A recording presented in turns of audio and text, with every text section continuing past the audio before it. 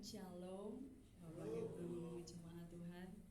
Sedang kita bersyukur ya walaupun keadaan hujan, tapi kita tetap datang, kita tetap beribadah untuk kita masuk dalam hadiratnya Tuhan. Mari kita siapkan hati, mari kita tundukkan kepala dan kita berdoa. Segala puji syukur, hormat dan kuasanya untuk nama-Mu saja Tuhan. Bersyukur untuk setiap kemurahan demi kemurahan yang Engkau nyatakan buat setiap kami Tuhan. Sore hari ini kami boleh datang dalam keadaan sehat, kami boleh beribadah dan kami boleh masuk dalam hadirat-Mu. Itu semua karena kemurahan-Mu Tuhan. Ini kami jemaat-Mu Yesus yang kami siap untuk menyembah dan memuji Engkau. Haleluya Yesus Tuhan. Yesus.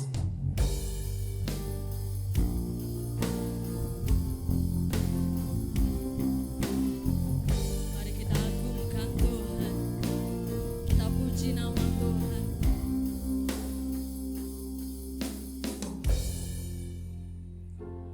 Kau Tuhan, penolong dalam hidupku, ku percaya hanya kepadamu. Kau pegang tanganku dan tuntun langkahku. Yesus, Kau perlindunganku. Kau Tuhan, kekuatan dalam hidupku, penolongku dalam kesesakan. Kau gunung batuku dan pertahananku. Yesus, Kau kemenanganku. Yesus, padamu ku berseru, Kaulah penyelamatku.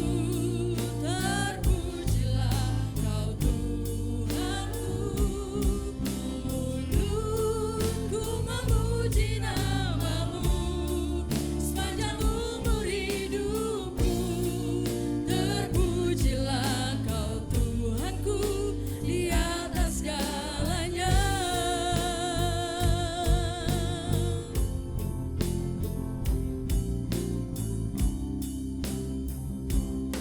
Kau Tuhan, penolong dalam hidupku, ku percaya hanya kepadamu.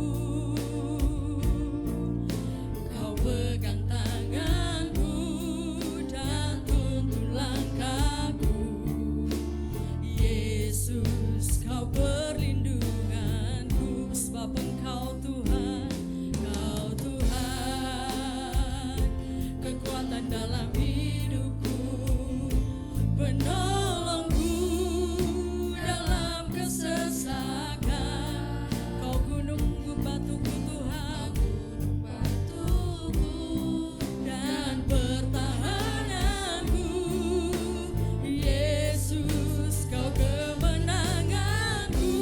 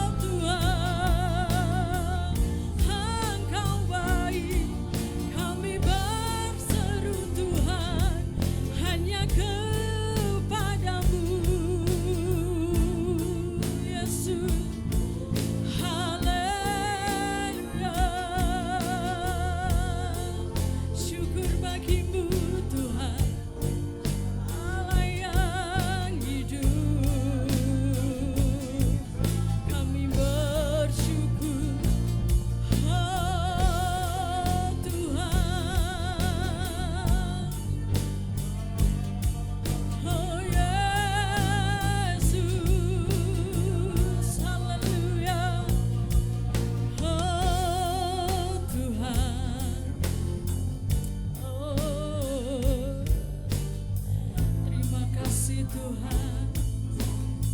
Terima kasih Yesus. Sebab kami menyembah Tuhan yang benar sore hari. Melengkapi kami Tuhan. Kami mau terus bermazmur buat Engkau Tuhan. Kami terus mau memuji nama-Mu Tuhan. Sebab Engkau Allah yang besar Tuhan. Haleluya. Kami memuji kebesaran-Mu. Ajaib Kau Tuhan, ajaib Tuhan. Ajaib Tuhan. Kami memuji, kami memuji kebesaran-Mu. Engkau ajaib Tuhan. Haleluya. Mari saya undang Bapak Ibu jemaat Tuhan untuk bangkit berdiri. Dan kita mau lebih lagi nyatakan kami memuji. Kami memuji kebesaran-Mu. Ajaib Engkau Tuhan, ajaib Tuhan. Oh ajaib Engkau Tuhan. Untuk itu kami memuji nama-Mu. Memuji kebesaran-Mu. Ajaib Engkau Tuhan, ajaib Tuhan. Ajaib Tuhan. Mari lebih lagi nyatakan kami memuji kebesaran-Mu. Sebab Engkau ajaib buat kami. Yes, amen. Ajaib Tuhan. Kami memuji kebesaran-Mu. Ajaib Tuhan. Ajaib Tuhan. Sebab Engkau ajaib, ajaib Tuhan. Ajaib Tuhan. Sekali lagi nyatakan Engkau ajaib, ajaib Tuhan. Ajaib Tuhan. Oh, Yesus. Haleluya. Sebab Engkau ajaib buat kami Tuhan. Ajaib yang Kau lakukan dalam hidup kami dan setiap yang kami kerjakan. Itu semua karena anugerah-Mu Yesus. Sore hari ini kami nyatakan kami siap untuk memuji nama-Mu Tuhan. Dalam nama Tuhan Yesus kami berdoa dan bersyukur. Amin. Puji nama Tuhan. Sebelum kita memuji Tuhan, mungkin yang di belakang bisa mengisi kursi yang di depan. Karena saya mau katakan bahwa berkat itu datangnya dari depan ya, bukan dari belakang. Untuk mengisi kursi-kursi yang kosong. Sebab kita bersuka cita karena kita masuk gerbangnya Tuhan. Ku masuki gerbangnya. Mari kita tinggikan nama Tuhan dengan penuh sukacita. Haleluya.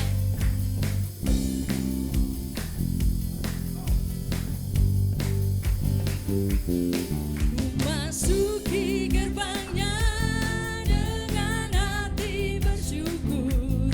Allah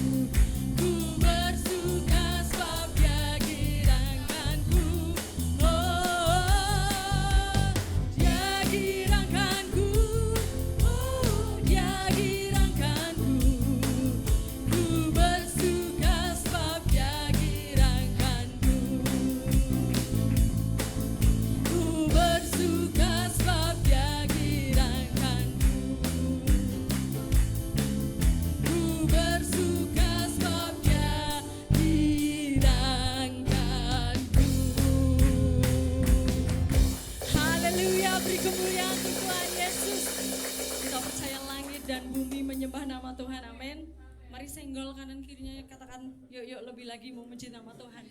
Langit dan bumi pujilah Tuhan.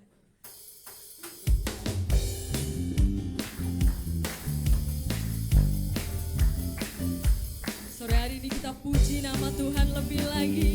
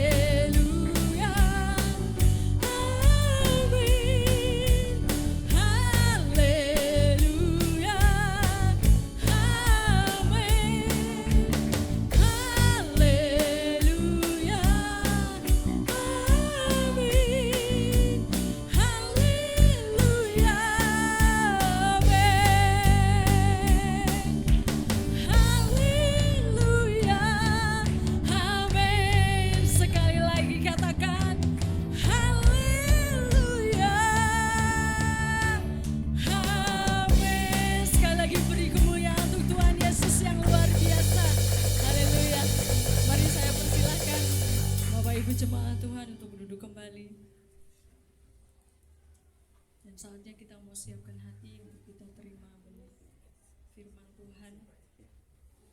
Mari kita buka hati dan kita mau siapkan hati kita. Haleluya Yesus.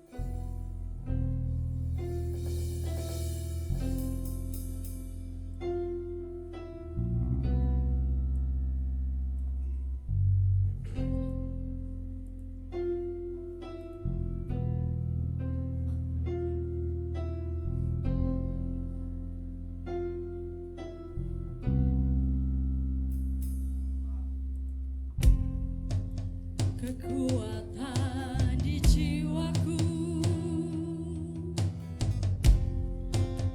ketenangan di batinku, ada dalam hadirat-Mu, ku menyembah-Mu.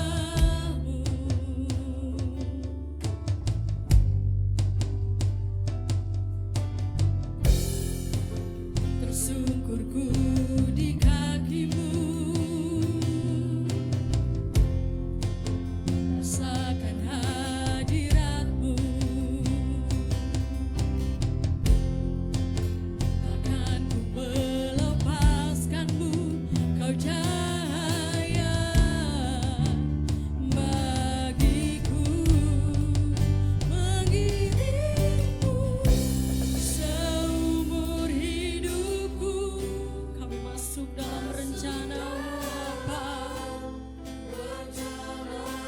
Bapa, pikiranku, kehendakku, kami serahkan padamu Tuhan.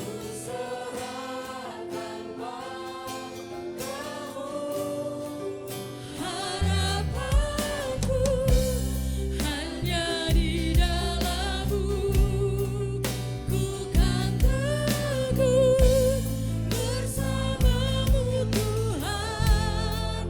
Jadikanku bejana-Mu untuk memuliakan-Mu. Kami tahu kekuatan di jiwa kami Tuhan, kekuatan di jiwaku, ketenangan dalam batin kami, hanya ada dalam hadirat-Mu Tuhan. Ku menyembah-Mu.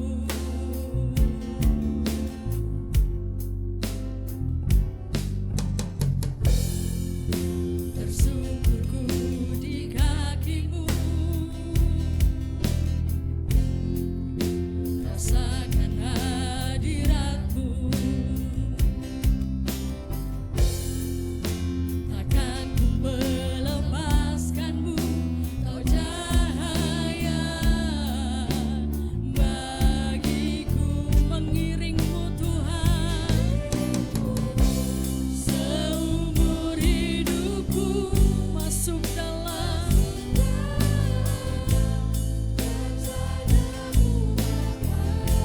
pikiran kami, kehendak kami Tuhan.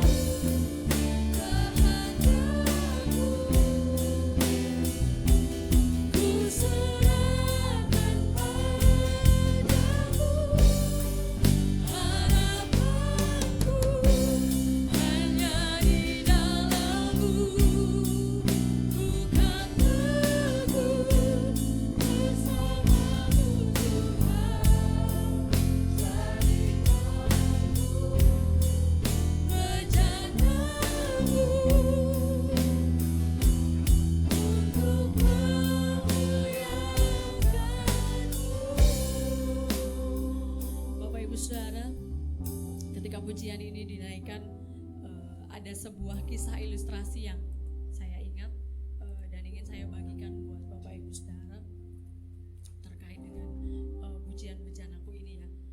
Jadi ada seorang penimba air, dia membawa 2 bejana yang dipikul di bahunya, dan bejana itu satu dalam kondisi yang bagus, tidak rusak atau dia masih sempurna.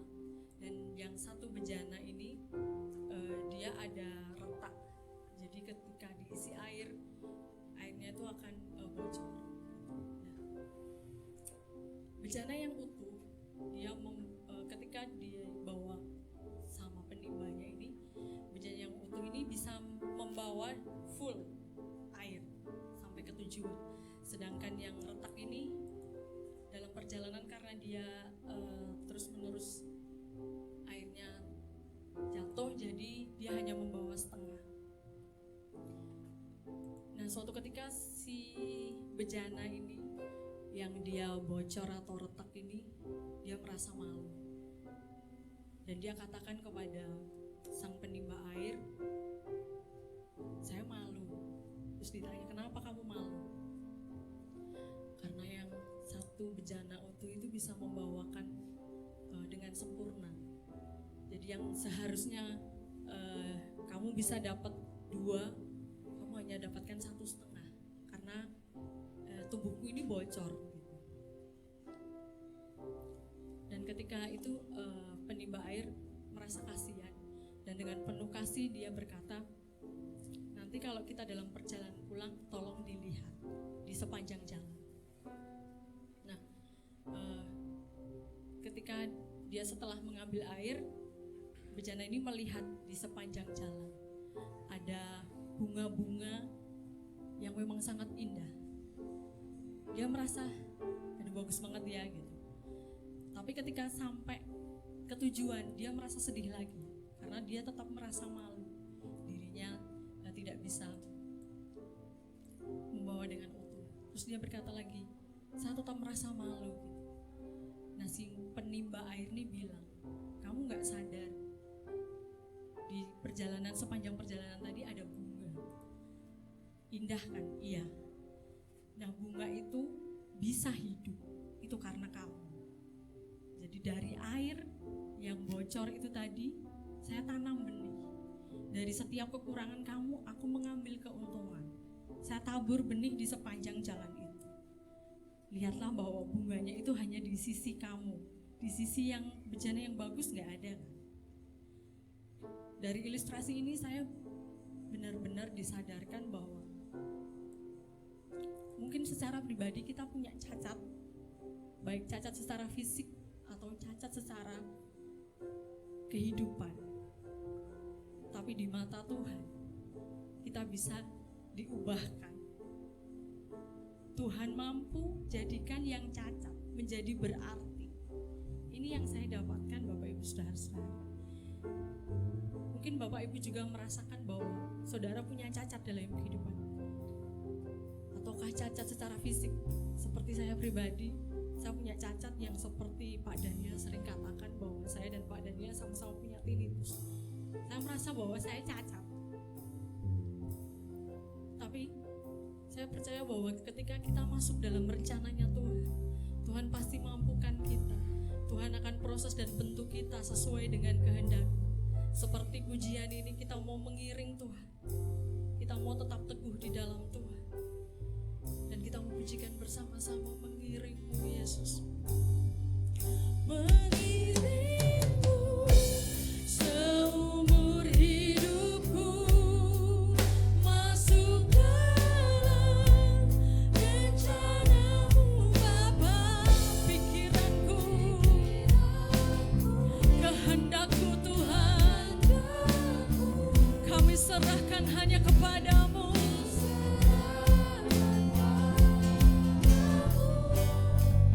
Harapanku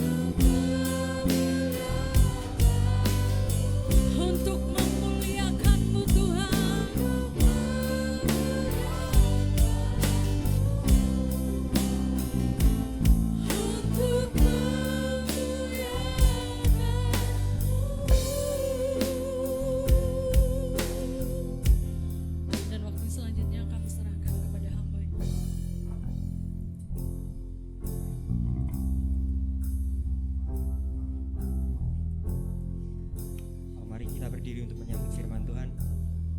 Bapak, kami ucap syukur dan kami mau mengiring Tuhan sampai akhir hidup kami. Kami bersyukur bahwa Tuhan berikan kami kekuatan untuk kami mengiring Tuhan. Kami bersyukur Tuhan menyertai kami, sekalipun kami penuh kekurangan, tapi kasih-Mu terlalu sempurna untuk menguatkan kami. Bapak, terima kasih untuk berkat kami.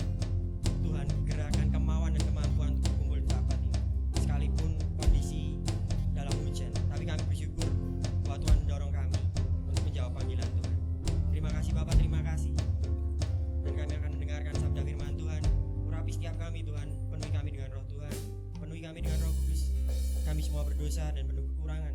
Biarlah roh kudus memampukan kami untuk membuka hati, mendengarkan firman Tuhan, mengkoreksi diri, dan merubah hidup kami. Bapa, pakai hamba-Mu yang penuh dengan dosa ini untuk dapat menyampaikan firman Tuhan. Penuhi dengan roh Tuhan, supaya setiap yang dikatakan berasal daripada Tuhan, memiliki kuasa untuk mengubahkan. Terima kasih Bapak, terima kasih. Di dalam nama Yesus Kristus, kami siap mendengarkan firman Tuhan. Amin. Silahkan duduk, Bapak Ibu Saudara.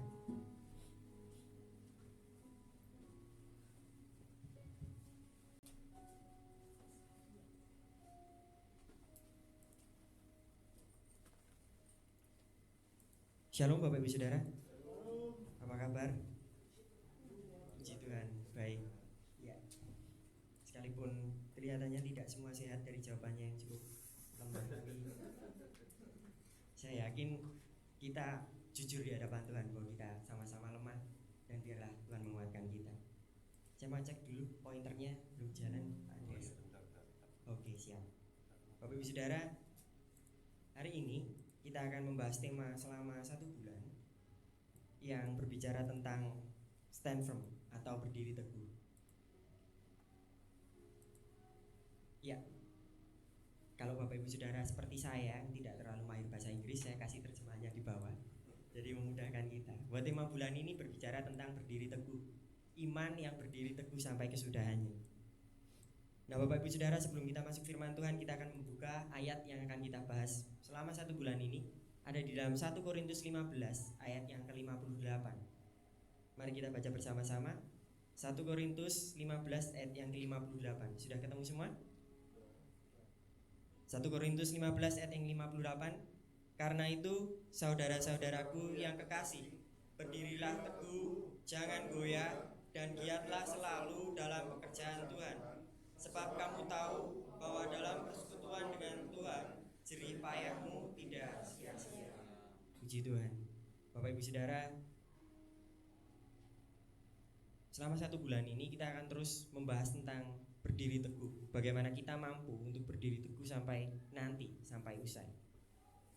Nah Bapak Ibu Saudara, saya lahir dan dibesarkan di gereja Pentakosta Karismatik yang sering menyanyikan lagu-lagu Jawa. Bapak Ibu Saudara pasti kenal ya, ada beberapa lagu Jawa yang sering dinaikkan di gereja. Nah salah satu lagu yang saya ingat itu petikan liriknya bunyinya gini Bapak Ibu Saudara. Tambah tahun rasane tambah abot sanggane. Kira-kira masalahnya, kira-kira artinya gini, semakin tambah tahun itu semakin tambah berat bebannya. Nah judulnya saya diingatkan sama Pak Gembala. Judulnya tadi saya lupa lagi sekarang. Gonjang ganjing bumi nih. Vincent mungkin bisa maju? Nggak usah ya, nggak usah nyanyi. Jadi kita nggak perlu nyanyi. Intinya ini bukan lagu campur sari Bapak Ibu Saudara, bukan, apalagi dangdut koplo, bukan. Ini lagu rohani. Tambah tahun rasane tambah abot sanggane. Dulu saya waktu kecil nyanyi ini ya nyanyi aja, saya happy aja. Pertama karena nuansanya happy, jadi saya ikut happy. Dan karena bahasanya Jawa ya, jadi terkesan asik. Nah Bapak Ibu Saudara, saya kecil gak mikir apa-apa. Saya kecil cuma nyanyi sekadar cuman mengucapkan kata ini, tambah tahun rasane tambah abot sanggane, sekadar mengucapkan saja. Tapi semakin kesini saya semakin berpikir bahwa saya harap bahwa kalimat ini itu tidak nyata. Saya harap kalimat ini itu hanya sekadar cuman ucapan belaka tapi gak nyata. Karena sayangnya kenyataannya itu tidak jauh berbeda. Bapak Ibu Saudara pasti merasakan bahwa setiap tahun rasanya semakin sulit. Setiap tahun rasanya semakin berat. Masalah ada, masalah melekat dalam kehidupan kita. Bertambah tahun, rasanya masalah juga semakin bertambah. Bapak Ibu Saudara bisa lihat kanan kiri. Kalau tampaknya lebih tua dari usianya, itu berarti hidupnya penuh masalah. Nah, di sini saya rasa banyak juga. Nah, berarti firman ini pas gitu loh. Ya, puji Tuhan Bapak Ibu Saudara. Bapak Ibu Saudara bisa lihat, mungkin hidup kita ini banyak masalah. Semakin hari semakin tambah masalah. Semakin kesini masalah itu semakin antri. Semakin usianya nambah, masalahnya semakin banyak. Saya belum terlalu tua Bapak Ibu Saudara. Saya masih muda, sekitar 25 tahunan. Nggak usah kaget, nggak apa-apa. Saya sekitar 25 tahun Bapak Ibu Saudara. Nah, saya yang baru berusia 25 tahun saja masih pengen untuk balik ke masa kecil. Karena saya rasa, iya bener ya, semakin kesini semakin berat. Semakin kesini semakin banyak masalah. Teman saya buat status juga sama, pengen balik ke masa kecil. Waduh, baru hidup 25 tahun statusnya udah kayak orang tua. Tapi saya juga sama gitu loh. Jadi saya rasa juga teman-teman di sini, saudara-saudara di sini, Bapak Ibu Saudara juga merasakan hal yang serupa. Kadangkala masa kecil itu terlihat lebih enak. Kadangkala ketika kita usia balita itu semuanya kayak happy-happy aja, tidak ada masalah. Semakin kesini masalah semakin antri. Semakin kesini semakin banyak masalah. Namun inilah kehidupan Bapak Ibu Saudara. Masalah itu tidak terhindarkan. Status seseorang itu tidak menjadi pengecualian. Bapak Ibu Saudara boleh cari orang yang paling pintar di Solo. Punya masalah enggak? Punya. Menurut saya malah banyak masalahnya. Bapak Ibu Saudara coba cari orang yang tidak terlalu pintar, tanya punya masalah enggak? Punya, malah lebih banyak lagi. Bapak Ibu Saudara bisa tanya orang-orang yang kaya sekaya-kaya apapun di Solo. Coba tanya, punya masalah enggak Pak? Punya. Orang yang enggak punya rumah, yang enggak kaya, enggak punya uang, juga punya masalah. Sama. Status seseorang itu bukan menjadi pengecualian. Mau pinter, mau enggak, mau kaya, mau miskin, punya rumah banyak, punya rumah sedikit, punya mobil banyak, enggak punya mobil, punya motor, enggak punya motor, semuanya punya masalah. Dan Bapak Ibu Saudara, status kita itu tidak menjadi pengecualian. Setiap kita pasti menghadapi masalah. Dan semakin kesini masalahnya malah semakin jadi. Semakin kesini Bapak Ibu Saudara bisa lihat kondisi sekarang, rasa-rasanya masalah tidak kayak zaman dulu. Tapi kita sepakat dari ini bahwa semakin hari semakin banyak masalah. Dan kita berada di tengah-tengah masalah.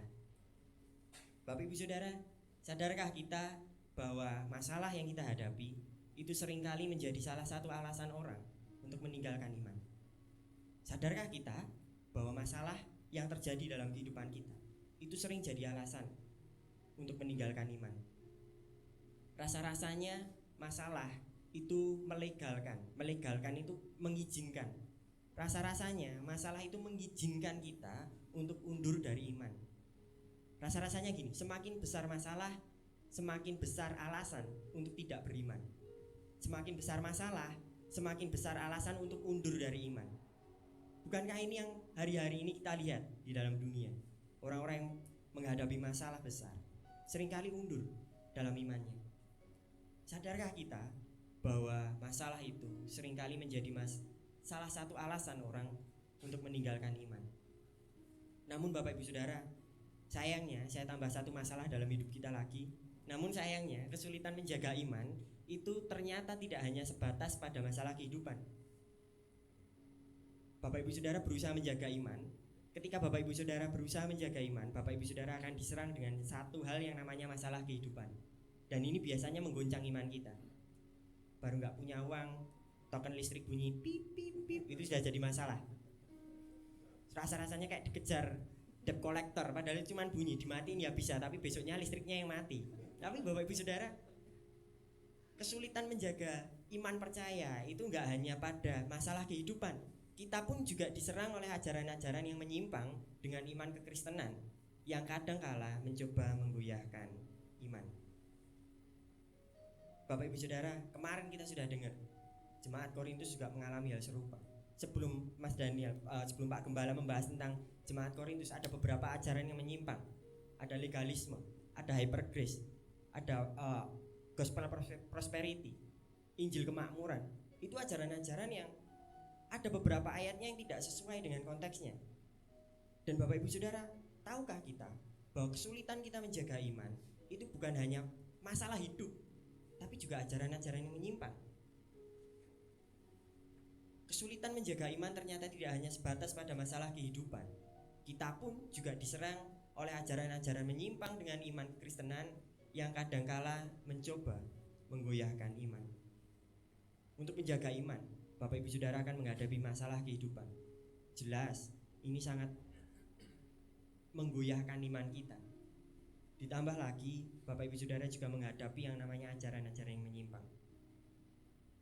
Apa yang kita hadapi hari-hari ini, apa yang kita hadapi sekarang bukanlah hal yang baru. Apa yang Bapak Ibu Saudara hadapi sekarang itu bukan hal yang baru.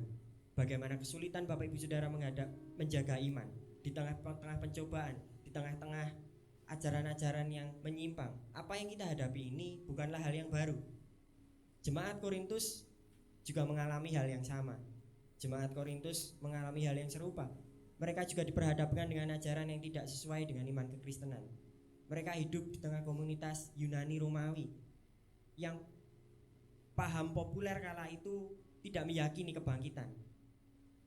Dan ini menyimpang dari iman kekristenan. Paulus tahu hal ini. Paulus dapat laporan bahwa jemaat Korintus sedang menghadapi ajaran yang menyimpang. Lalu Paulus memberikan klarifikasi di pasal yang ke-15, 1 Korintus 15. Paulus menjelaskan bahwa Yesus benar-benar bangkit, mati bagi dosa-dosa kita sesuai dengan kitab suci, dan bangkit pada hari yang ketiga sesuai dengan kitab suci. Dan Paulus juga menyertakan bukti-bukti Yesus menampakkan diri pada rasul-rasul, pada lebih dari 500 orang. Bapak Ibu Saudara, Rasul Paulus mengklarifikasi bahwa ajaran yang benar itu seperti ini, jangan tersesat. Dan Rasul Paulus memberikan dorongan bagi jemaat Korintus agar berdiri teguh. Paulus tahu hal ini dan mendorong jemaat Korintus untuk berdiri teguh dalam imannya setelah memberikan penjelasan yang benar. Bapak Ibu Saudara, masalah menjaga iman itu bukan hanya dihadapi oleh jemaat Korintus. Jauh sebelum peristiwa Korintus, Yesus dan murid-muridnya menghadapi masalah yang sama. Dalam Lukas 17, murid-murid Yesus juga menghadapi ancaman untuk meninggalkan iman percayanya. Kalau Bapak Ibu Saudara buka di Lukas pasal yang ke-17, Lukas menuliskan godaan-godaan ini, ajaran-ajaran sesat ini dengan sebutan penyesatan. Uniknya Bapak Ibu Saudara, Yesus mengatakan, Lukas 17 ayat yang pertama, Yesus berkata kepada murid-muridnya, tidak mungkin tidak ada penyesatan. Tidak mungkin tidak akan ada penyesatan. Yesus sedang mengingatkan kepada murid-muridnya, tidak mungkin tidak akan ada penyesatan. Dan ini menjadi konfirmasi secara tidak langsung. Yesus sedang mengkonfirmasi apa yang kita hadapi saat ini. Masalah yang bertambah berat, ajaran-ajaran yang menyimpang yang mengancam iman kita. Apa yang kita hadapi sudah dikonfirmasi Yesus di masa-masa pelayanannya 2000 tahun yang lalu. Tidak mungkin tidak ada masalah dalam hidup kita. Tidak mungkin tidak ada penyesatan dalam hidup kita. Masalah itu benar-benar sangat dekat. Ditambah lagi ajaran-ajaran yang menyimpang dari iman kekristenan. Ini kondisi yang berat Bapak Ibu Saudara. Kalau Bapak Ibu Saudara mau menjaga iman, Bapak Ibu Saudara mendengar hal ini kondisi yang berat. Iman akan digoncang dengan keadaan. Iman akan digoncang dengan masalah kehidupan. Iman akan digoncang dengan ajaran-ajaran yang tidak sesuai dengan kekristenan. Ini hal yang berat. Ini bukan hal yang remeh. Ini hal yang berat. Menjaga iman itu hal yang penting. Kenapa? Karena iman mempengaruhi kekekalan. Ketika kita tidak beriman dengan benar, Allah tidak berkenan. Ini bukan hal yang remeh. Ini hal yang berat. Menjaga iman, apalagi di tengah masalah kehidupan, di tengah penyesatan, ini hal yang berat. Ini kondisi yang jelas sangat berat jika Bapak Ibu Saudara mau menyadarinya. Ditambah Yesus tidak hanya memerintahkan murid-muridnya untuk menjaga diri. Yesus gak cuma bilang jagalah dirimu, tapi Yesus juga melanjutkan dengan jikalau saudaramu berbuat dosa. Di tengah keadaan yang berat, Yesus bilang jaga dirimu dan jaga saudaramu. Coba Bapak Ibu Saudara bayangkan, Ini kondisi berat yang dihadapi murid-murid saat itu. Murid-murid pikir, Tuhan, untuk menjaga iman di tengah penyesatan, ini hal yang berat. Tapi Yesus bilang, jaga dirimu dan jikalau saudaramu. Yesus bilang, jaga dirimu dan jaga juga saudaramu. Menjaga diri saja murid-murid sudah rasa berat, ditambah lagi dengan Yesus bilang, jaga saudaramu. Ini hal yang berat. Ini hal yang sangat berat. Nah, Bapak Ibu Saudara, di tengah-tengah keadaan yang sedemikian rupa, di tengah-tengah masalah kehidupan, di tengah-tengah ajaran yang menyimpang, menjaga diri saja sudah berat. Apalagi juga ditambah untuk memikirkan orang lain. Jelas ini menjadi hal yang berat.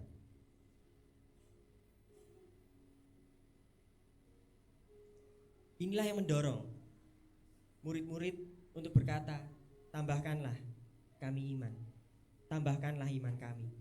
Bapak Ibu Saudara, jika Bapak Ibu Saudara berpikir saat-saat ini masa yang berat untuk menjaga iman, seharusnya kita juga mengatakan hal yang sama. Tuhan, tambahkanlah kami iman. Murid-murid tahu ini hal yang berat. Murid-murid tahu bahwa ini hal yang sangat berat untuk dilakukan. Mereka pikir imannya kurang. Mereka berpikir, Tuhan, tambahkanlah kami iman untuk menghadapi penyesatan dan masalah kehidupan. Tapi uniknya Bapak Ibu Saudara, Yesus lebih tertarik dengan kualitas daripada kuantitas. Murid-murid bilang, tambahkanlah kami iman. Tapi Yesus jawab, kalau kamu punya iman sebesar biji sesawi. Biji sesawi ini kecil Bapak Ibu Saudara. Gini, biji sesawi ini bukan sawi. Jadi beda. Sawi ini kan nggak punya kayu ya. Tapi kalau sesawi itu punya kayu. Jadi sesawi dan sawi ini beda. Bijinya juga beda dong. Nah, biji sesawi ini sangat kecil. Murid-murid bilang, Tuhan, tambahkan kami iman. Tapi Tuhan bilang gini, kalau kamu punya iman kecil, artinya Yesus tidak tertarik pada kuantitas iman mereka. Yesus lebih tertarik pada kualitas iman mereka. Yesus lebih tertarik bagaimana cara mereka beriman daripada besarnya mereka beriman. Yesus lebih tertarik bagaimana kita beriman daripada besarnya kita beriman. Bapak Ibu Saudara, kalau kita besar dalam beriman tapi percaya dalam hal yang salah, kita benar-benar sungguh semangat dalam hal yang salah. Ini yang Yesus sedang kritiki. Kamu bukan kurang iman, tapi imanmu gak benar. Atau kalau boleh saya bahasakan dengan bahasa yang sedikit kasar, kamu bukan kurang beriman, kamu gak punya iman. Yesus bilang, kamu bukan gak beriman, kamu bukan kurang beriman, tapi kamu gak punya iman. Yesus lebih tertarik dengan kualitas daripada kuantitas. Yesus bilang, kalau sekiranya kamu mempunyai iman sebesar biji sesawi saja. Bapak Ibu Saudara, iman yang benar itu lebih penting daripada iman yang besar. Iman yang benar lebih penting daripada iman yang besar. Karena kualitas iman kita itu menentukan kekuatan kita. Seberapa kuat kita ditentukan oleh iman kita. Kualitas iman kita menentukan kekuatan kita. Nah, Bapak Ibu Saudara, saya ajak sedikit berpikir, sudahkah kita beriman dengan benar hari ini? Karena iman itu kata yang sering digunakan di kekristenan. Jadi orang-orang mikir, iman, oh ya udah, tinggal percaya aja. Dia tidak kritis dalam hal ini. Namun jika ditanya, apakah kita sudah benar dalam beriman? Sudahkah kita selama kita hidup benar dalam beriman?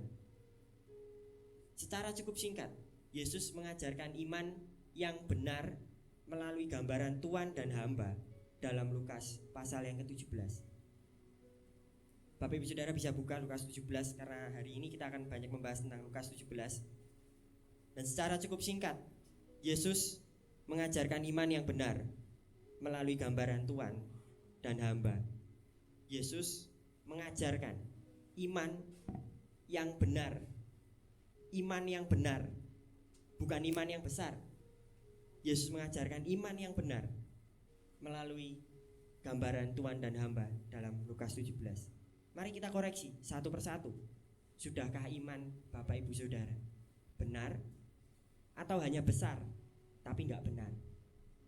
Selama kita hidup, apakah kita hidup sia-sia dengan iman yang salah, yang hanya besar tapi tidak benar? Mari kita koreksi satu-satu. Iman yang benar itu menyerahkan hidupnya. Iman yang benar menyerahkan hidupnya. Bapak Ibu Saudara, saya kasih garis bawah supaya Bapak Ibu Saudara lebih mudah dalam menghafalnya. Iman yang benar pertama itu menyerahkan. Iman yang benar menyerahkan hidupnya. Lukas 17 ayat 6 sampai 10. Tapi kita akan lebih menyorot di ayat yang ke-6. Jawab Tuhan, kalau sekiranya kamu mempunyai iman sebesar biji sesawi saja, kamu dapat berkata kepada pohon ara ini, terbantunlah engkau dan tertanamlah di dalam laut, dan ia akan taat kepadamu. Bapak Ibu Saudara, bahasa Indonesia terjemahan baru itu pakai terbantunlah. Terbantunlah ini artinya tercabut sampai ke akar-akarnya. Ini terbantunlah. Terbantunlah itu tercabut sampai ke akar-akarnya. Sedikit membingungkan karena kata ini tidak digunakan dalam bahasa sehari-hari. Tapi terbantun itu artinya tercabut ke akar-akarnya. Nah Bapak Ibu Saudara, frase terbantunlah engkau dan tertanamlah di dalam laut, dan ia akan taat kepadamu, itu tidak dapat diartikan secara harfiah. Tidak dapat diartikan secara harfiah. Kata ini itu bukan berarti kalau orang beriman dia bisa bilang sama pohon, pohon tercabut dan tercampak ke laut. Bukan seperti ini. Frase ini, kalimat ini itu tidak dapat diartikan secara harfiah. Ini adalah kalimat, frasa yang mungkin diambil dari kitab Mazmur, dan sangat mungkin diambil dari kitab Mazmur. Yesus hanya mengubah sedikit. Di dalam naskah aslinya bunyinya gunung. Berkatalah kepada gunung ini dan berpindahlah ke laut. Bapak Ibu Saudara bisa jumpa itu di Matius. Nah frasa ini itu diambil dari kitab Mazmur sebagai pengakuan dan penyerahan terhadap kuasa Tuhan. Bapak Ibu Saudara bisa buka di Mazmur 46 ayat 2 sampai yang keempat.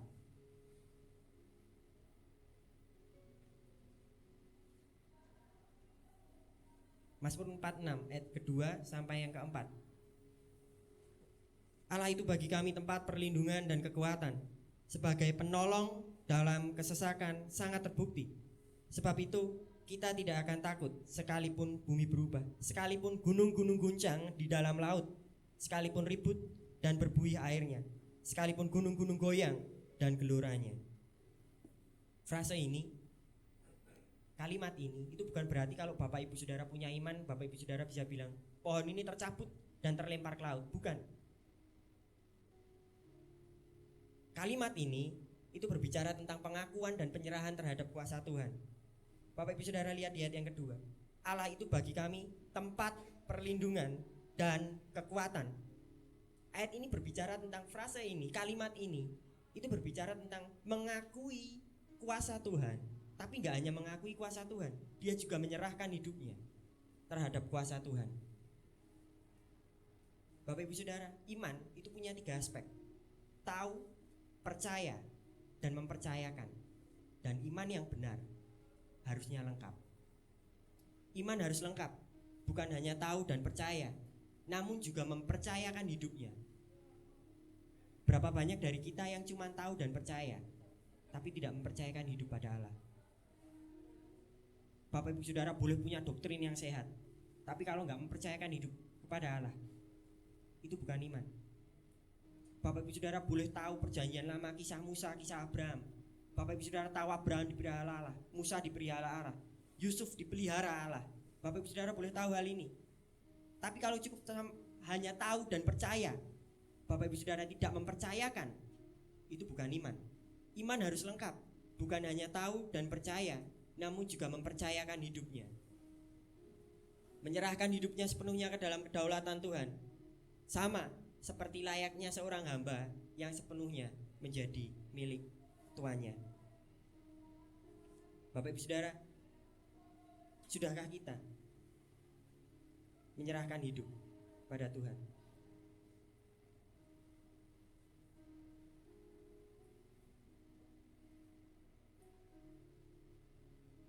Bapak Ibu Saudara boleh tahu, bahkan hafal sebutan-sebutan Allah di perjanjian lama?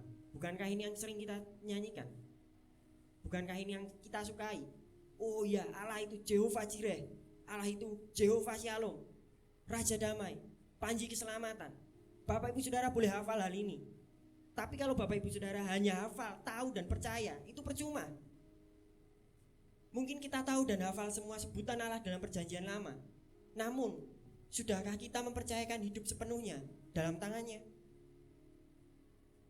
Bapak Ibu Saudara boleh ngelotok dalam perjanjian lama, tahu kisah-kisahnya, tahu Allah itu baik. Bapak Ibu Saudara percaya Allah itu baik.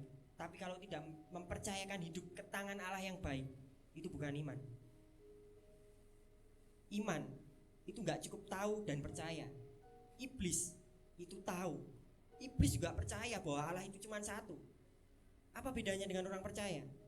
Iblis tidak mempercayakan hidupnya, iblis tidak beriman.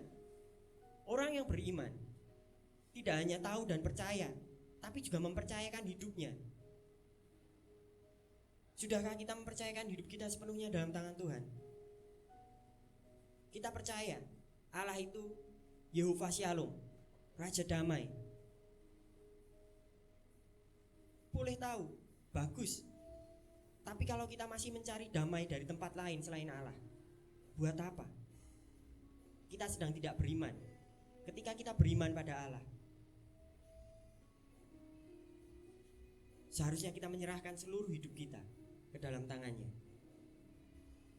Bapak Ibu Saudara, Rasul Paulus tuliskan satu hal yang sangat indah. Aku tahu kepada siapa aku percaya. Bapak Ibu Saudara, kita boleh tahu banyak tentang Allah, dan kita percaya hal itu sebuah kebenaran.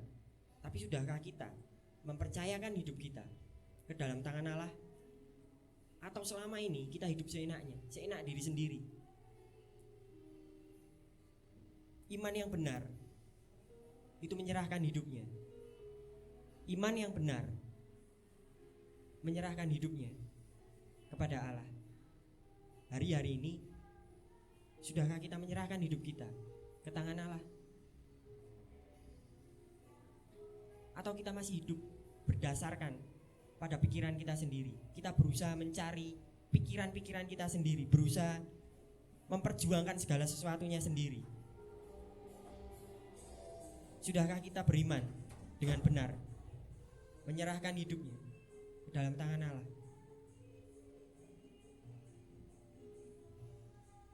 Salah satu teolog C.S. Lewis bilang gini, banyak orang mengaku Kristen tapi tidak melibatkan Tuhan dalam keputusan penting hidupnya. Berapa banyak dari kita yang aku percaya tapi tidak pernah melibatkan Tuhan, tidak menyerahkan hidup ke dalam tangannya? Berapa banyak dari kita yang dengan sombongnya mengandalkan kekuatan kita? Hari ini kita boleh sehat, besok kita nggak tahu. Hari ini kita boleh kaya, besok kita nggak tahu. Sesombong itukah kita mengandalkan kekuatan kita? Iman yang benar, kalau kita mengaku beriman, iman yang benar itu menyerahkan hidupnya. Yang kedua, iman yang benar itu mengerjakan tugasnya. Iman yang benar itu tidak hanya menyerahkan hidup ke dalam tangan Tuhan. Iman yang benar juga mengerjakan tugas yang diberikan oleh Tuhan. Lukas 17 ayat 8. Bukankah sebaiknya ia akan berkata kepada hamba itu, sediakanlah makananku, ikatlah pinggangku, dan layanilah aku sampai selesai aku makan dan minum, dan sesudah itu engkau boleh makan dan minum. Bapak Ibu Saudara, iman yang benar, kalau kita ngaku beriman, iman yang benar itu menyerahkan hidup ke dalam tangan Tuhan. Tapi iman yang benar itu tidak pasif. Iman yang benar tidak pasif namun aktif. Dia tidak hanya menyerahkan hidup ke dalam tangan Tuhan sebagai hamba, namun juga mengerjakan tugas dari Kristus Tuannya. Iman yang benar itu bukan hanya berserah lalu bersantai.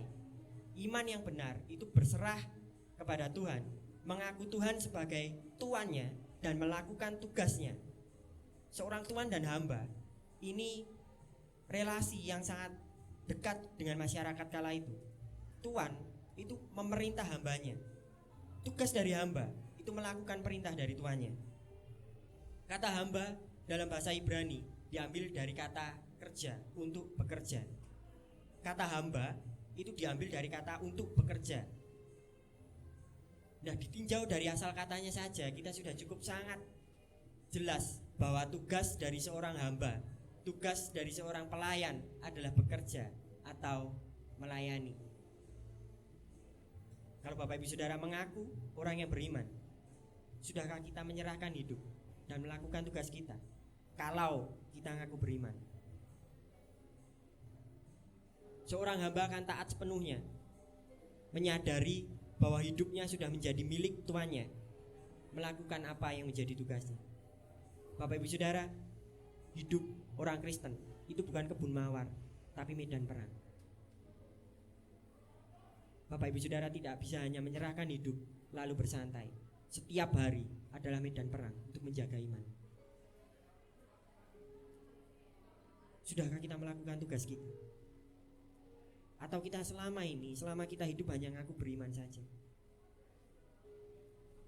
tapi kita tidak menyerahkan hidup ke tangan Tuhan. Kita juga tidak mengerjakan tugas-tugas yang diberikan Tuhan.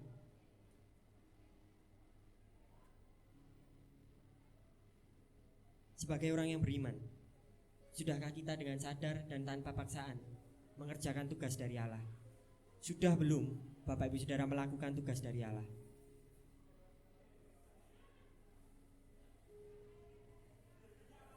Bahkan dalam hal-hal yang kecil, Tuhan memberikan perintah untuk tidak bersaksi dusta. Sudahkah? Sudahkah kita menjaga perkataan kita untuk membangun? Sudahkah? Sudahkah kita mengasihi sesama sama seperti diri kita sendiri? Sudahkah? Kalau kita ngaku beriman tapi gak mengerjakan tugas, saya rasa itu bukan beriman. Orang yang beriman itu tidak berhenti hanya sebatas menyerahkan hidupnya, tapi dia juga mengerjakan apa yang menjadi tugasnya. Sudahkah kita dengan sadar dan tanpa paksaan mengerjakan tugas dari Allah? Layaknya seorang tuan,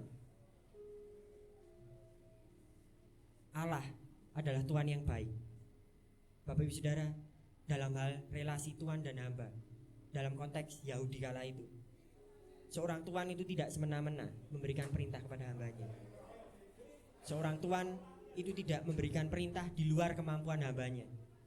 Seorang tuan itu tidak melakukan hal yang semena-mena seenaknya sendiri kepada hambanya.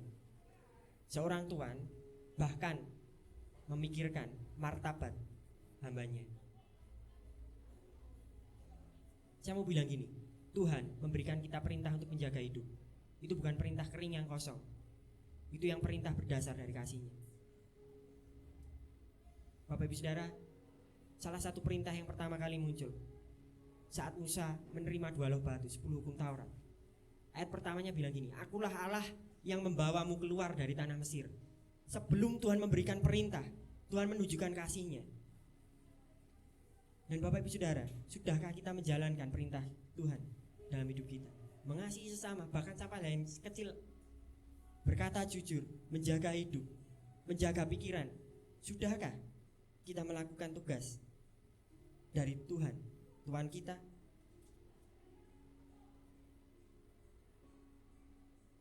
Bapak Ibu Saudara, seorang hamba akan mengutamakan tuannya daripada dirinya. Demikian pula seharusnya kita sebagai orang beriman mengutamakan kepentingan Kristus daripada diri kita sendiri. Ayat yang kita buka, Lukas 17 ayat 8. Sediakanlah makananku, ikatlah pinggangmu, dan layanilah aku sampai selesai aku makan dan minum. Dan sesudah itu engkau boleh makan dan minum. Seorang hamba itu mengutamakan kepentingan tuannya. Seorang hamba itu mengutamakan apa yang menjadi keinginan tuannya lebih dahulu daripada keinginannya. Dalam kehidupan orang Kristen, sudahkah kita memikirkan apa yang diinginkan Kristus, apa yang dikehendaki Kristus lebih daripada apa yang kita kehendaki? Atau selama ini kita hanya ngakunya beriman tapi gak beriman? Kita tidak melakukan perintah Tuhan, bahkan memuaskan hawa nafsu kita. Cek ulang, sudahkah kita benar dalam beriman? Sudahkah Bapak Ibu Saudara menyerahkan hidup sepenuhnya? Sudahkah Bapak Ibu Saudara melakukan apa yang menjadi tugasnya? Seorang yang beriman, hidupnya tidak lagi berpusat pada dirinya, namun pada Kristus yang telah menebusnya. Seorang yang beriman, itu pasti bahasa yang sekarang yang populer, itu Christ center. Orang yang beriman, itu pusat hidupnya ada di Kristus. Hidupnya berpusat di Kristus. Pikirannya pikiran Kristus, perspektifnya perspektif Kristus, dorongannya dorongan Kristus. Sudahkah selama ini kita melakukan tugas kita? Melakukan apa yang diinginkan oleh Tuhan lebih daripada apa yang kita inginkan? Kadang kala Bapak Ibu Saudara, ini cukup ironis. Orang Kristen itu terjebak dalam hal yang memikirkan bahwa Tuhan itu sangat otoriter. Ini sudah disampaikan kemarin. Kita kadang berpikir bahwa Tuhan itu adalah Tuhan yang saklek, Tuhan yang apa-apa merintah, sidik-sidik diperintah. Banyak orang Kristen terjebak dalam hal ini. Mereka berpikir bahwa setiap aturan Tuhan itu adalah beban. Tapi tahukah kita bahwa hamba kebenaran itu bukanlah beban, namun itu wujud kebaikan Tuhan. Tuhan tahu kita sangat berpotensi untuk berbuat dosa. Jadi Tuhan pagari itu dengan aturannya. Agar apa? Agar hidup kita tidak sia-sia. Berapa usia kita saat ini? Cek ulang. Apakah selama ini kita sia-sia dalam hidup? Melakukan keinginan kita lebih daripada keinginan Tuhan? Apakah selama ini kita hanya menjadi hamba kebenaran yang merasa terbeban? Bapak Ibu Saudara, setiap perintah Tuhan itu adalah kebaikan Tuhan. Dia tidak ingin kita meninggal sia-sia. Dia tidak ingin kita hidup sia-sia. Iman yang benar itu menyerahkan hidupnya. Iman yang benar itu mengerjakan tugasnya. Dan iman yang benar itu menyadari posisinya. Lukas 17 ayat 9-10. Adakah ia berterima kasih kepada hamba itu karena hamba itu telah melakukan apa yang ditugaskan kepadanya? Demikian jugalah kamu, apabila kamu melakukan segala sesuatu yang ditugaskan kepadamu, hendaklah kamu berkata, kami adalah hamba-hamba yang tidak berguna. Kami hanya melakukan apa yang kami harus lakukan. Iman yang benar itu menyadari posisinya. Iman yang benar itu sadar siapa dirinya. Seorang hamba dalam konteks Yahudi itu bekerja tanpa upah. Bahkan sekadar ucapan terima kasih pun itu tidak wajib diberikan oleh tuannya. Seorang hamba ketika dia berhasil melakukan keinginan tuannya, dia nggak berhak mendapatkan ucapan terima kasih, karena ia mengerjakan apa yang menjadi kewajibannya, sehingga tidak ada agenda dalam hidupnya untuk dipuji. Sebagai orang yang beriman, seharusnya kita tidak mencari pujian bagi diri kita.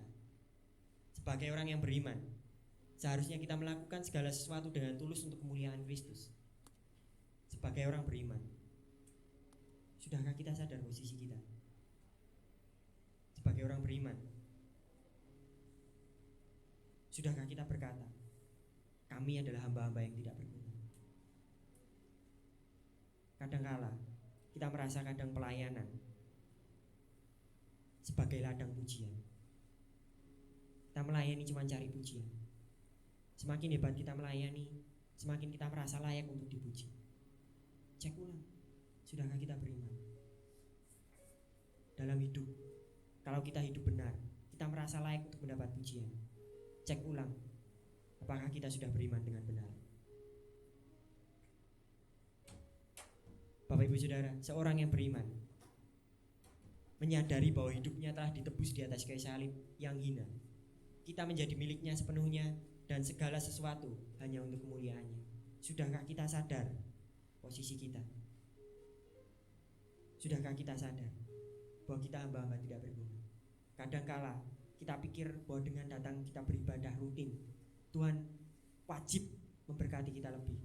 Kadangkala dengan kita datang ibadah lebih awal, kita berpikir bahwa Tuhan wajib memberi kita berkat yang lebih. Kadangkala dengan melakukan pelayanan, kita berpikir bahwa Tuhan wajib memberkati kita. Sudahkah kita beriman dengan benar? Kita hanya hamba-hamba yang melakukan tugasnya. Keberhasilan kita melakukan perintahnya dapat berpotensi untuk menggoyahkan iman, jatuh dalam kesombongan di tengah pujian. Kalau Bapak Ibu Saudara tidak terjebak dalam yang pertama, mungkin kita terjebak di kedua. Atau kita merasa lebih baik dan dengan ringan menghakimi orang.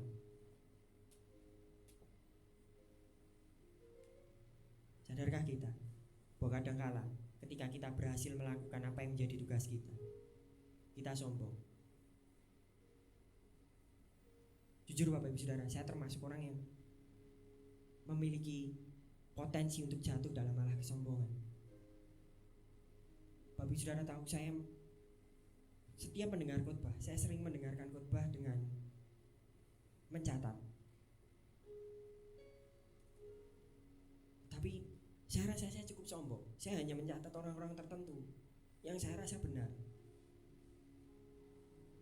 Mendengarkan khotbah dengan cermat, itu tugas saya sebagai hamba. Tapi saya masih merasa bahwa saya berhak mendapat pujian dari ini. Dan saya bertobat. Sebagai seorang yang beriman, harusnya kita melakukan tugas kita dengan tulus untuk Kristus. Ketika kita berhasil melakukan tugas kita gak berhak untuk menjadi sombong.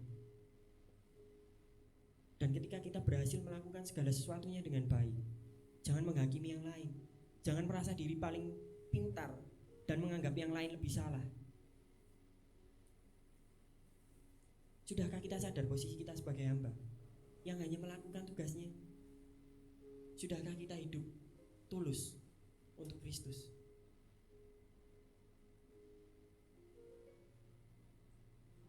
Terkadang Bapak Ibu Saudara, orang-orang Kristen hidupnya gak tulus bagi Kristus.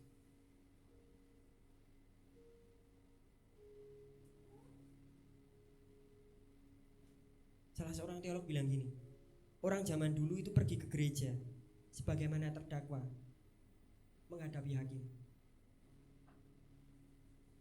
Tetapi dalam kasus orang modern, perannya telah terbalik. Manusia menjadi hakim dan Tuhan ada di tempat terdakwa. Dulu orang-orang datang ke gereja itu dengan merasa berdosa. Sekarang orang-orang datang ke gereja merasa layak diberkati. Ngakunya beriman, tapi gak sadar posisinya. Sudahkah kita beriman dengan benar? Bapak Ibu Saudara, jangan buang-buang waktu lagi. Apakah selama ini kita hidup sia-sia dalam iman yang salah? Sudahkah kita sadar posisi kita? Ustadz bilang gini, jika Kristus adalah Allah dan mati untukku, tidak ada pengorbananku yang terlalu besar bagi dia. Bapak Ibu Saudara tahu Ustadz adalah salah seorang pemain atlet kriket nasional. Namun di akhir hidupnya dia tidak dikenal sebagai atlet kriket. Dia dikenal sebagai misionaris. Dia menghabiskan 41 tahun untuk melayani. Dia meninggalkan karirnya sebagai atlet. Dia meninggalkan kekayaannya. Dia lahir di bawah keluarga yang kaya. Dia mendapat warisan yang sangat besar. Dia korbankan seluruh warisannya dan disisakan untuk melamar istrinya. Dan Bapak Ibu Saudara tahu, istrinya mengorbankan uang lamaran ini untuk misi juga. Ustadz bilang gini, kalau Kristus mati bagiku, kalau Allah menebus dosaku, tidak ada pengorbananku yang terlalu besar bagi dia. Selama ini kita mengaku beriman. Sudahkah kita sadar posisi kita sebagai hamba?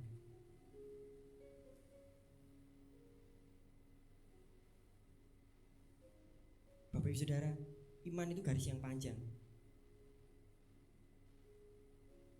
Diawali oleh Allah.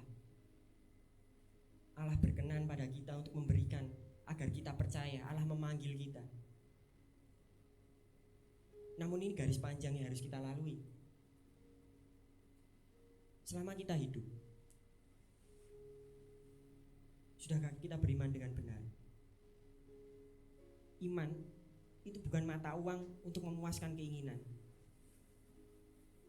Bahkan iman itu menyerahkan hidupnya. Kalau kita selama ini beriman hanya untuk memuaskan keinginan kita, saya rasa seharusnya kita malu berkata, Tuhan saya beriman. Sudahkah iman kita benar? Iman yang benar menyerahkan hidupnya. Iman yang benar mengerjakan tugasnya. Iman yang benar menyadari posisinya. Dan iman yang benar akan dimampukan Tuhan tidak tergoncang sampai kepada kesudahan. Kita boleh nyanyi, belakang langit biru sana ada mahkota. Tapi sudahkah kita punya iman yang benar? Sudahkah selama hidup kita punya iman yang benar? Atau iman itu hanya sebagai alat untuk memuaskan keinginan kita? Iman yang benar itu selesai bagi dirinya. Iman yang benar itu menyerahkan hidupnya, mengerjakan tugasnya, dan menyadari posisinya. Sudahkah kita beriman dengan benar hari ini? Iman yang benar lebih penting daripada iman yang besar. Saya selesai Bapak Ibu Saudara. Apakah kita sudah punya iman yang benar? Karena iman yang benar lebih penting daripada iman yang besar. Saya serahkan Pak Gembala. Baik, malam hari ini kita disadarkan. Main musik boleh maju ke depan. Saya ajak Bapak Ibu Saudara untuk kita merenungkan firman Tuhan yang disampaikan oleh Mas Nunus ini. Saya khawatir apa yang disampaikan oleh Mas Nunus ini ternyata penyakit kita juga. Bahwa kita mencari Tuhan bukan untuk menyenangkan Tuhan, tetapi kita mencari Tuhan untuk memuaskan keinginan. Sehingga iman hanya menjadi alat tukar supaya kita memperoleh sesuatu, bukan justru untuk mempersembahkan kepada Tuhan hidup kita. Mari kita tunduk kepala bersama-sama.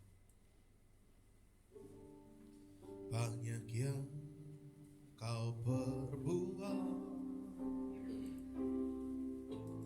di dalam hidupku, rancangan indahmu terjadi di hidupku. Bapa yang mengerti segala yang ku perlu, kasih-Mu sempurna nyata dalam hidupku. Ku bersyukur Bapa. Katakan dengan kesungguhan, syukur Tuhan buat kasih setiamu di dalam hidupku. Ku bersyukur, ku bersyukur Bapa. Ya, terima kasih Tuhan. Haleluya. Buat kasih setiamu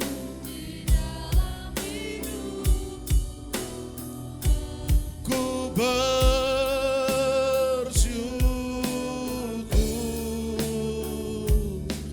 Tuhan. Saya undang Bapak Ibu Saudara, kita bangkit berdiri bersama-sama. Bapa yang mengerti segala yang ku perlu, kasih-Mu sempurna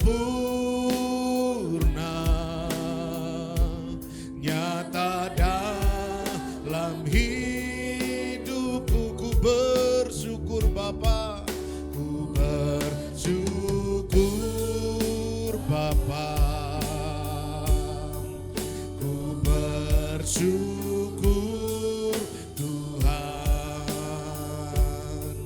sebab kasih setiamu di dalam hidupku.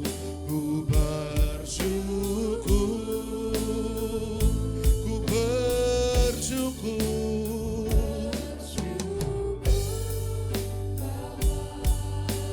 Bapa syukur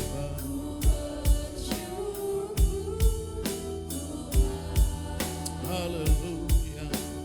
kasih setiamu di dalam hidupku. Ku bersyukur Tuhan.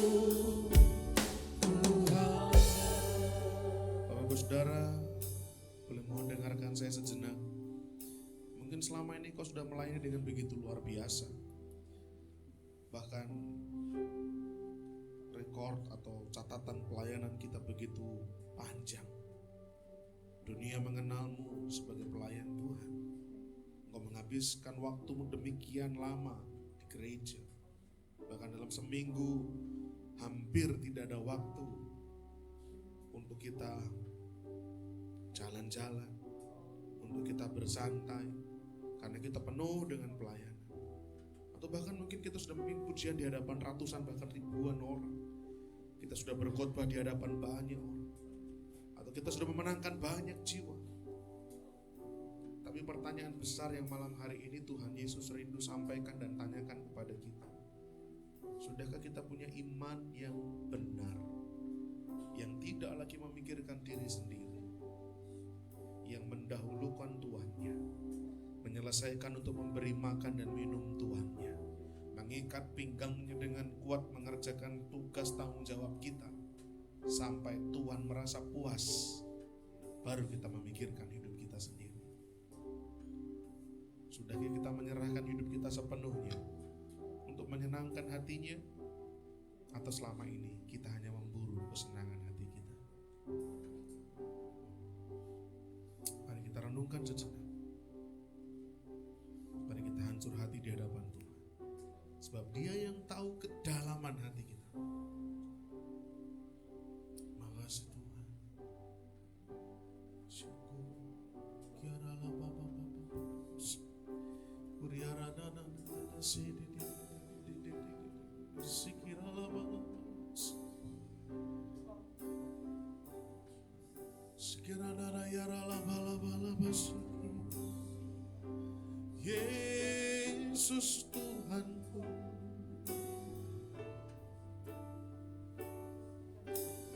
syukurlah bala yara la bala baba, sekini yara la bala bala bala yara na barasi,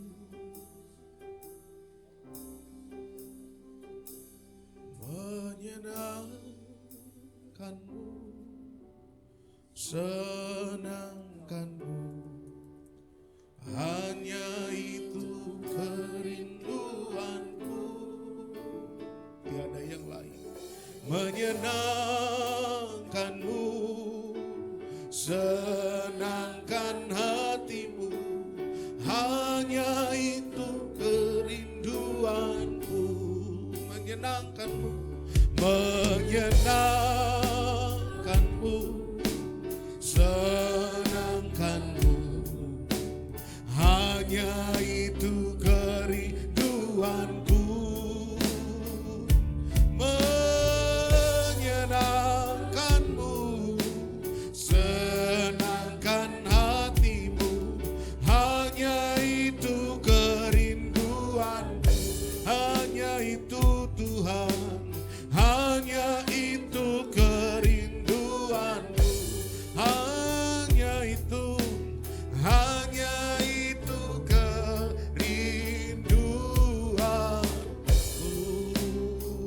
kerinduan hati kami Tuhan. Segenap hidup kami, nafas kami baktikan, kami persembahkan bagi hormat kemuliaan nama Tuhan. Tuhan sudah tebus dosa kami, Tuhan sudah bayar kami dengan lunas.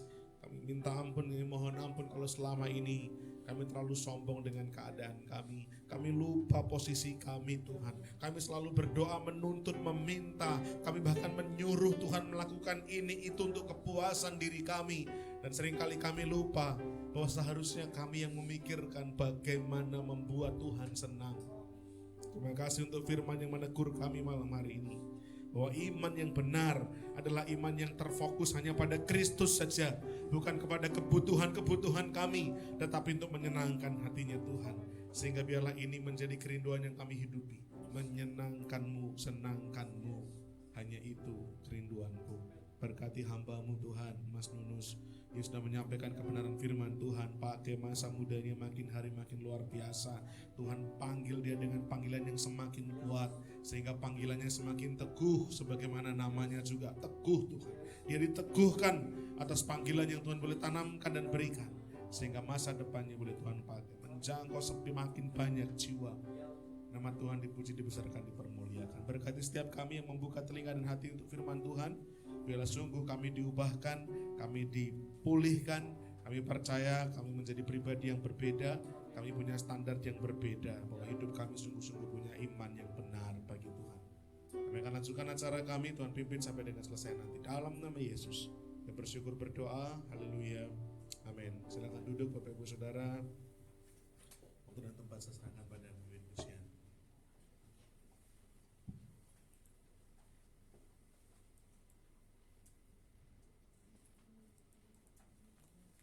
Puji nama Tuhan. Pastinya kita sangat diberkati dengan firman Tuhan malam hari ini ya. Dan saatnya kita mau siapkan persembahan yang terbaik untuk kita persembahkan kepada Tuhan. Saya mohon dengan kasih Kristus, Ibu Putri boleh berdoa buat persembahan.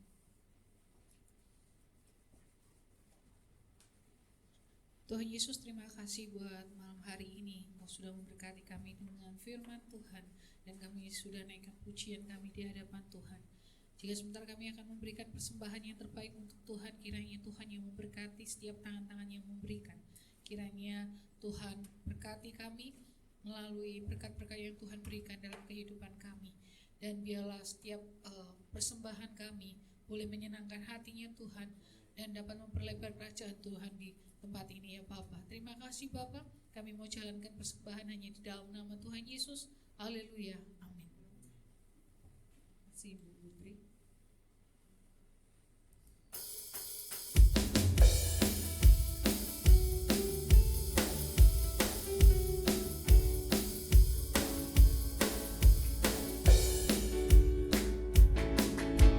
Sayang, sayang, disayang, aku disayang Tuhan, aku diangkat jadi anaknya, aku disayang Tuhan, sayang, sayang, sayang, sayang, sayang, sayang, disayang, aku disayang Tuhan, aku diangkat jadi anaknya, aku disayang Tuhan.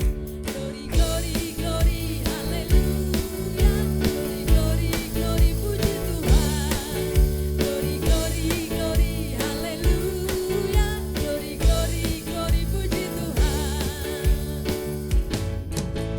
Sayang, sayang, disayang, aku disayang Tuhan, aku diangkat jadi anaknya, aku disayang Tuhan. Glory, glory, glory, haleluya. Glory, glory, puji Tuhan. Glory, glory, glory, haleluya. Glory, glory, glory, puji Tuhan. Glory, glory, glory, puji Tuhan. Glory, glory, glory, puji Tuhan. Amin. Nama Tuhan, kita akan mendengar info sepekan MCC ya.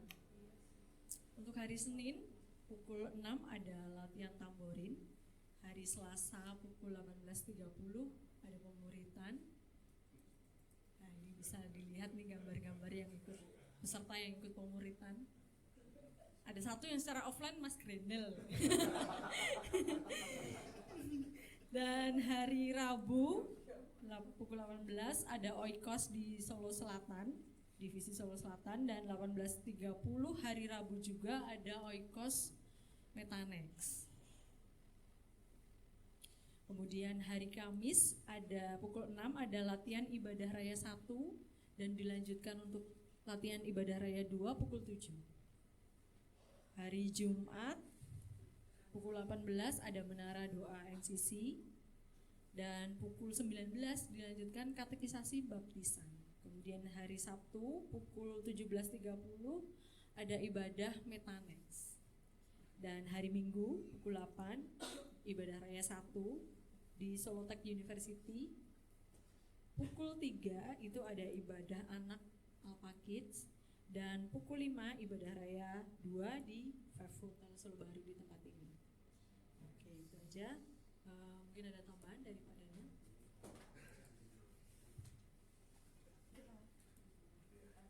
Sudah gak aku pakai. Baik, iya. Ulang tahun saya bulan 10 Bapak Ibu. Maksudnya apa?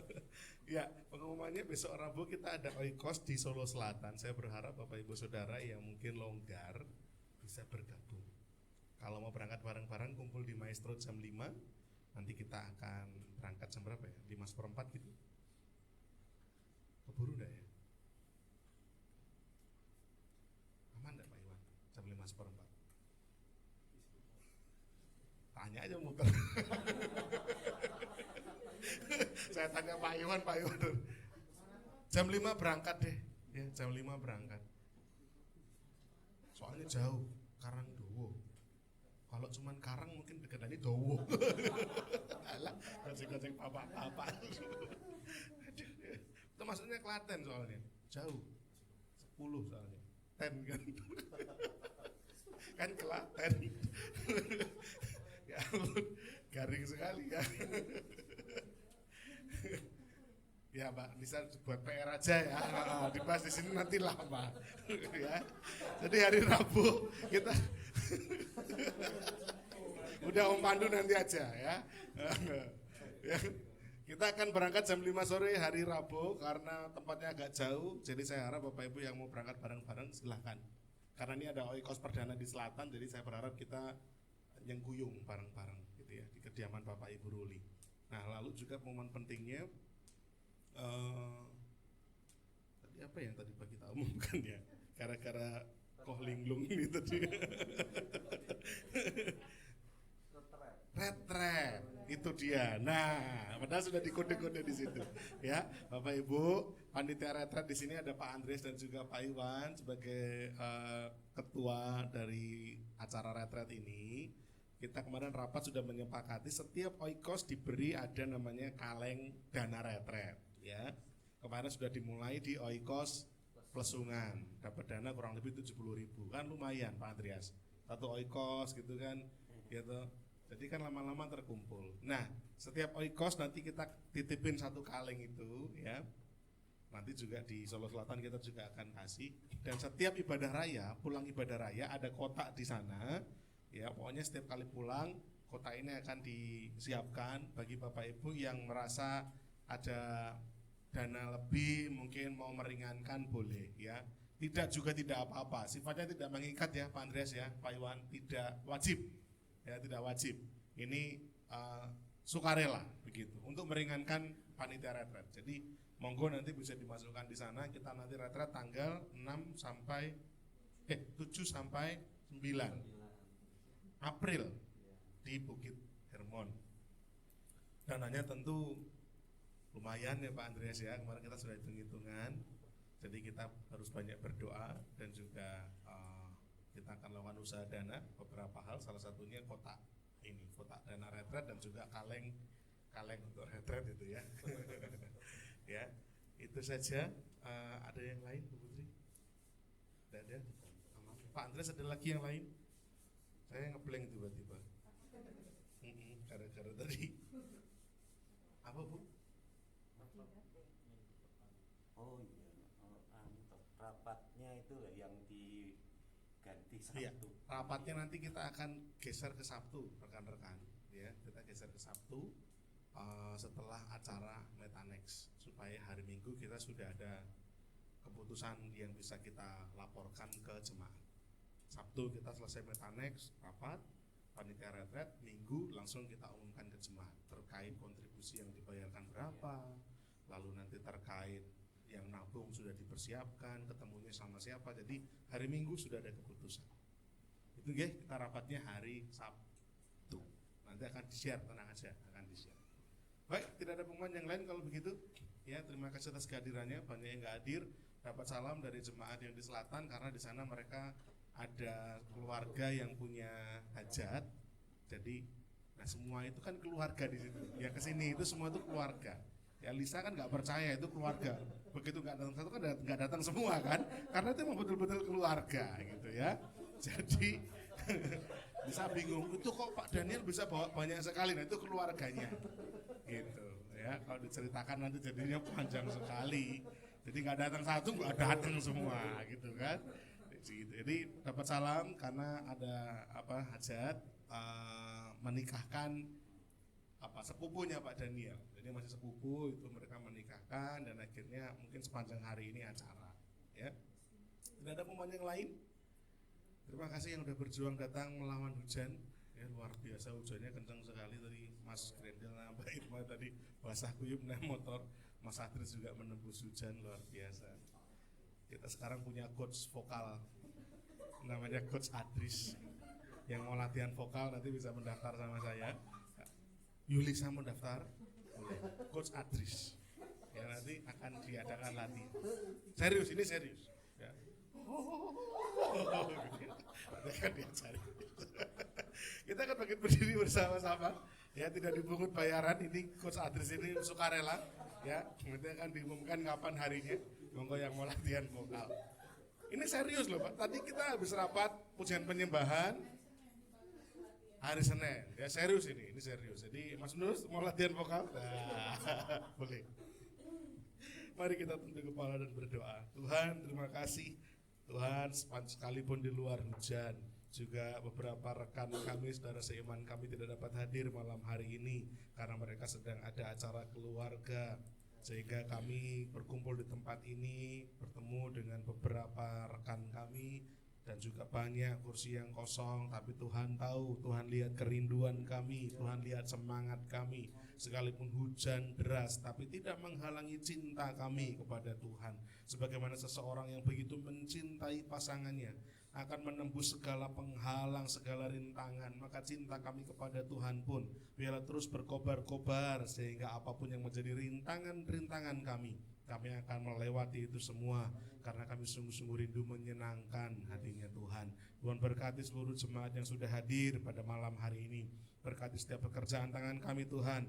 Apapun yang kami perbuat, kami percaya Tuhan buat berhasil dan beruntung. Apapun yang menjadi kerinduan, pergumulan kami, Tuhan akan menjawab tepat pada waktunya seturut dengan kehendaknya Tuhan. Terima kasih Tuhan, yang sakit Tuhan sembuhkan, yang berbeban berat Tuhan akan angkat bebannya, berikan jalan keluar, berikan pertolongan.